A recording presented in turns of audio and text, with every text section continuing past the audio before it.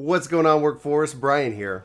Chris here. And today we're diving into a hot topic going on over on Reddit talking about should Final Fantasy XIV delete the duty finder? We got some thoughts on it. We'd like to know yours. But before we dive into this video, we've got a sponsor for it. Chris, why don't you take it over and tell us who is sponsoring today's video? Guys, we want to thank Manscaped.com for sending us the perfect package kit, which came with their 7,000 RPM trimmer, waterproof, cordless, awesome. That's what you want from that.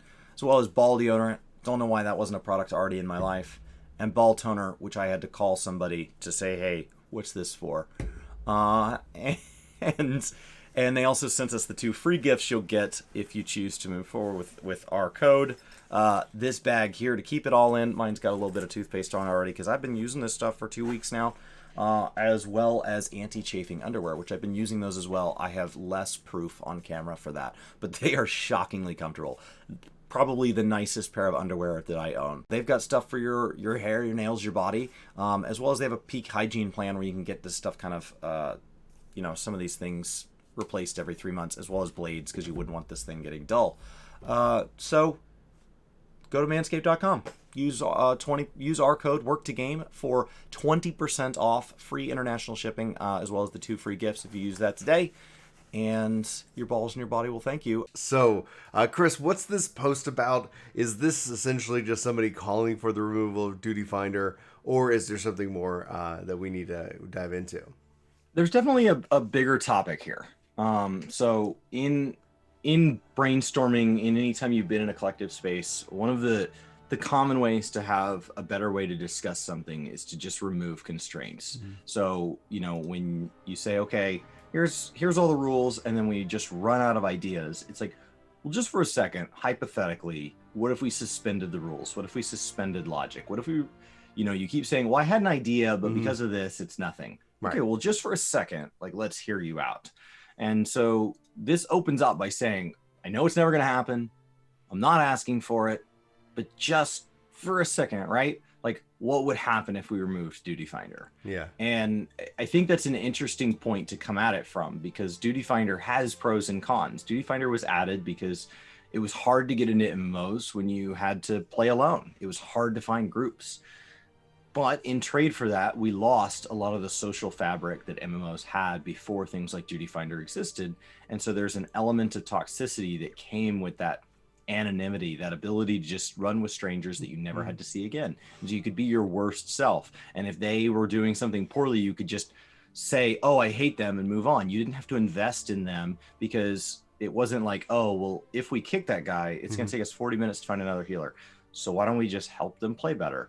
There's no reason to do that. And so I think, and this isn't the case with everybody. But in this case, where back in the old days where you had to spin that was kind of the rule, where the exception was, yeah, you'd kick them, etc. Now that kind of has shifted on its head. And so the exception in this case is that you run they say, hey, I got to go open my door for the dog. And then people are like, cool, kick him. And that's a hard extreme, but you could now, and there's no, yeah. So go ahead.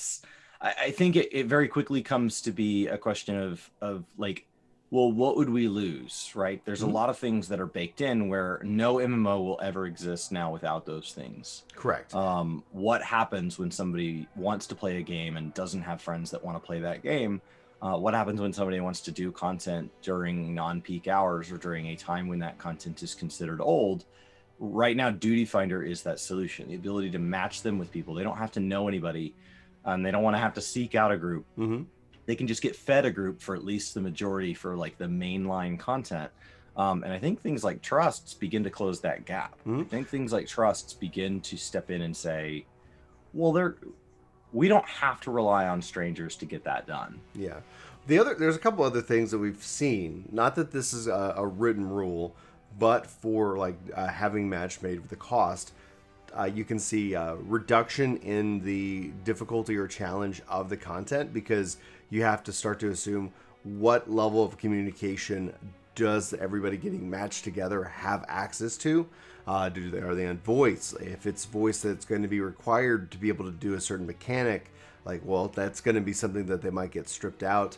There's all these kind of design constraints around how are people communicating in these games, and you see that matchmaking can have an impact. However, things like when you look at like Apex Legends introducing the ping system, being able to mark various things and then having that context, like that starts to say, hey, we've actually come up with technology. We've actually come up with a system to help offset the cost of being matched with certain things. And so we've seen a couple of different games go about and actually introduce various things. The other cost that we've seen, and this isn't a guaranteed rule, but you could also see lots of decision. Let's take Blue Mage, for example, within Final Fantasy XIV.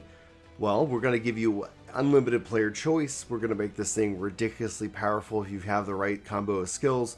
Okay, well, we're going to have to account for that. And thus, either they're not going to give you the freedom to kind of build out, a quote-unquote content job in Final Fantasy XIV, or you're going to have to, it's not going to play essentially what people expect and more. So one of the things, like, I think more than what we've seen with like the content, the difficulty, and the player choice, those agencies, I don't see those brought up much. What I do see more or less brought up is the feeling of back in the day, like being that you were forced.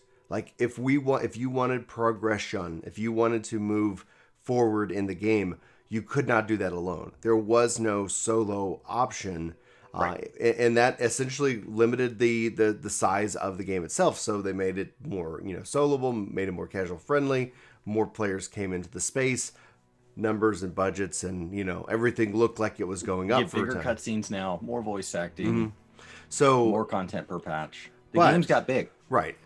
I submit, and this is something I'm working on for Ginger Prime. I've been actually working on a video for this, been writing the script, and it's going to be a big one. I'm excited.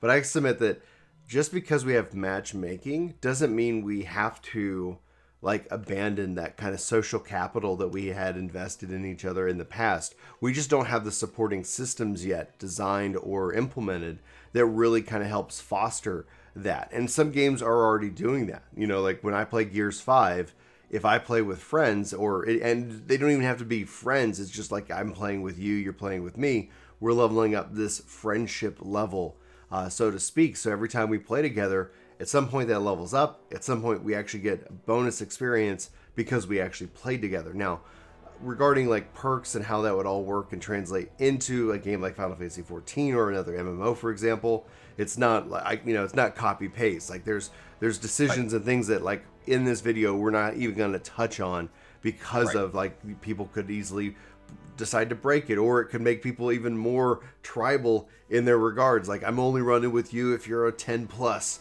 on my friends list because I need that sweet XP. But the idea is that like we were running today, like just today, running Crystal Tower, and there were names in that run that I probably I could have seen 1,000 times.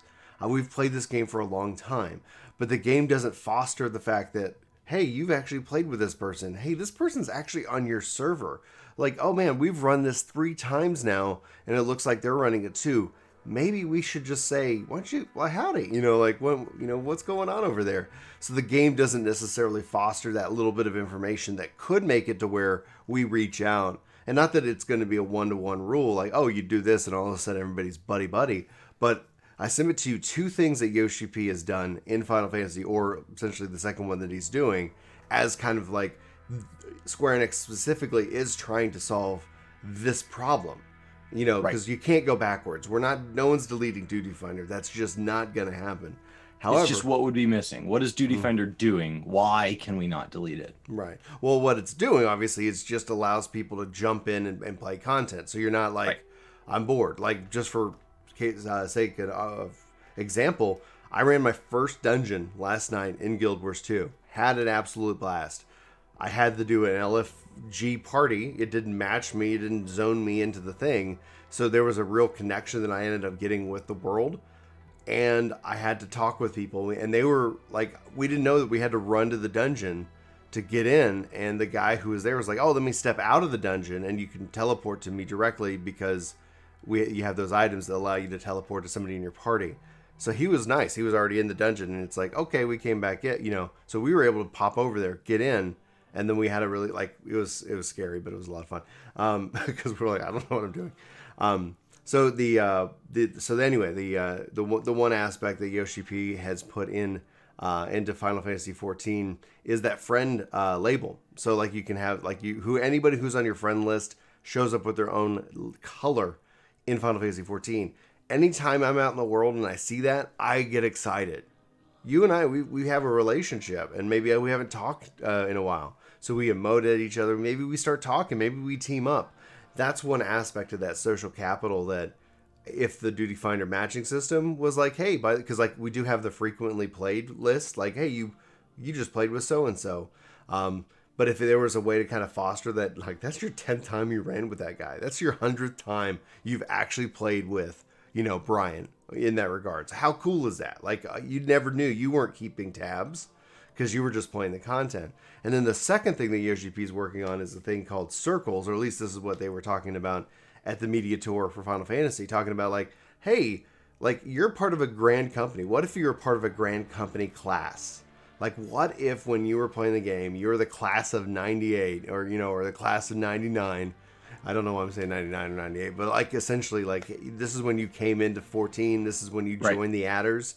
And then all of a sudden you have this kind of circle, this bigger, broader circle. And the goal is to take like, here's your like wide circle of the grand company. And how do you get people down into that friend company, free company, inner circle, etc. That way you can start to transition people from, hey, I don't need you. Hey, you're just somebody to help me to this content. You're no better than a trust bot, in my opinion. Like that's kind of the mindset. What do you think, Chris? I mean, different games handle it a different way. So there is no perfection here. I know that WoW lets me know when somebody on my friends list is running something, and so if like I know I need to run that, I can just opt into the queue with them. Oh, neat. Like there are definitely ways to kind of make that invitation happen. I think with 14 specifically, right, what Duty Finder does is we have Party Finder, and Party Finder handles things like people that want to run old Savages, old Extremes, Mount Farms, Ultimates. They want to grind Palace of the Dead over and over with a particular mindset. And so Party Finder exists, at least in the NA servers. That's how we use it. Mm-hmm. It exists for when you want to do something with Duty Finder, but you want to do that weird.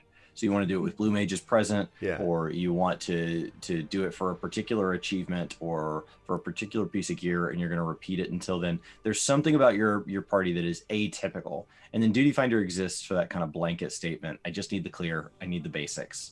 And I just need to clear and move on. As a result, there are a lot of people that they do have an expectation, but they don't associate their expectation with being atypical, and they go into Duty Finder and they get frustrated. Mm-hmm. They go in there and they're like, well, I just need a fast clear from expert players. Right. Okay, well, just so you know, not everybody wants a fast clear, and not everybody's an expert player. And so then they get tossed in, and depending on what the random odds, whatever the people dealt to them do, aligning with expectations, that's where the Duty Finder rub comes in. Mm-hmm. Now you can skirt that system entirely with any of the social systems in game, Party Finder, Free Company, anything you have, Crossworld Link Shell, anything you have. On my server in WoW, back in Classic, back in Vanilla, there used to be these link shells. They were called channels, and there was this channel endgame, and it's created by players. Like other servers, my understanding, were under different names, but ours was called channel endgame. And endgame was where you went to find people. Endgame was where you went to and there was communal rules that were set up that way. And so if Crossworld Link shells could be bigger, and you could opt into a Savage Crossworld Link shell, and only people who clear Savage, and then you went into that Savage Crossworld Link shell and you said, hey, anybody want to grind up tomestones? The idea that you're in that might have an etiquette associated with it, and Duty Finder doesn't have any of those rules. And so maybe the answer to removing Duty Finder is to just kind of make Duty Finder weaker, right? If you get a drink that's too strong, you weaken it by diluting it. You weaken it by putting more of the mixer in. You weaken it by putting more water in the glass, something like that. And so maybe the answer is to just continue to dilute it. And I think the trust system does that. Mm-hmm. The trust system set takes an entire group of people who just wanted to run it for the first time for the story. They didn't really want to be around other people, and other people was the only option. Right. And so we took that whole group of people and we gave them another path. And so that entire group of people that you're like, wow, you don't play very well. I hate playing with you.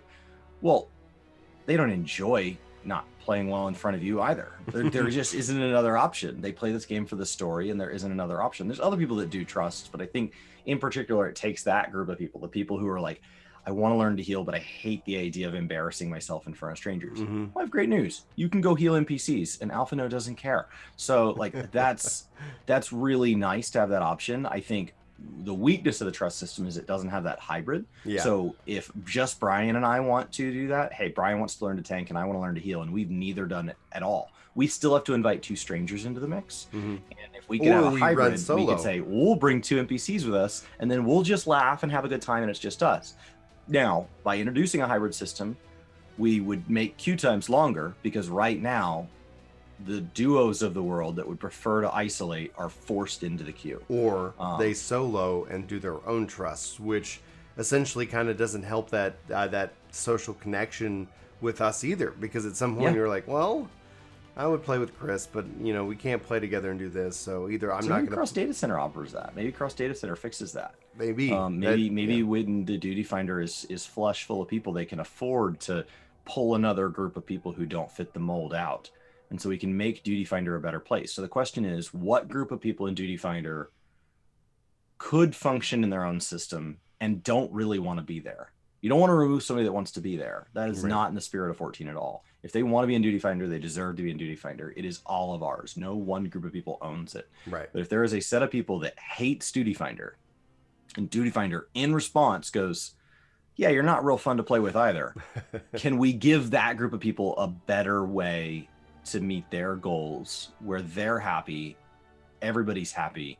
Like, by removing Duty Finder, is there something that we can offer to dilute that down so that it becomes more and more of a specific thing that's used a specific way? And what's crazy is it's just a tool. What's crazy is that JP servers use it totally differently. 100% different. And it's under the same name. I mean, not in English, but and so for y'all who, if that's something news for y'all, essentially the kind of the connotation or the rule behind using Duty Finder is that you've actually cleared the content. You are using it as a, okay, cool, I've already proven myself. So if everybody's already it's kind of a self-imposed test, and then you go into it, and that's the relationship that they have there, as opposed to here where you use defined groups and then maybe you use Party Finder to have that more like, yep, we're active, like we're really focusing on day one this. Trial. Let's figure it out. Yeah, exactly. So Party Finder. Nope. This is for people who've already cleared the trial. Party Finder just came out today. Yeah, Party Finder is for figuring it out. Duty Finder in Japan is for clears, and then it's the other way here. And at least I would say outside of Japan's culture, everywhere else seems to use it the way that you're probably used to if you're speaking English in this regards. If you're not and you're reading the subtitles, let us know in the comments. I won't know what you're saying, but we love you. Thanks for being here. Anyway, that's good. Those are our thoughts, guys. Obviously, the questions are to you. What do you guys think about the Duty Finder? What, from just a brainstorming perspective, like what are the costs? What solutions would you like to see brought in? Because it's clear that no one's just going to come out and start deleting this. New MMOs aren't probably going to launch without these kind of systems in place, or at least systems to kind of support that aspect of being able to get into content. Because at some point you're just going to end up seeing people saying like, hey, what am I doing? And then I don't think that's good for the game, the health of the game, and the life and the longevity of the game in this regards. But those are just our thoughts. Chris, you got any final thoughts before we wrap up? No, hopefully you guys are excited to see some sponsors starting to run on these videos. So we have a couple of those have been in the works for a while. So hopefully you guys are excited to see those ad spots run. Those of you that have stayed this long, it's something that just further kind of stabilizes things here at Work2Game and gives us some really cool opportunities for some projects we want to do this year, and some things that we'd like to do for the community and all of that. And sponsorships kind of increase those resources. So we'll be on the lookout. We'll have a couple that Chris has already got recorded in some coming videos. So hopefully you guys look forward to that. But for Work2Game, my name's Brian. My name's Chris. Thanks so much for watching. We hope you have a good one, and we hope to see you in our next one. But until then, take care.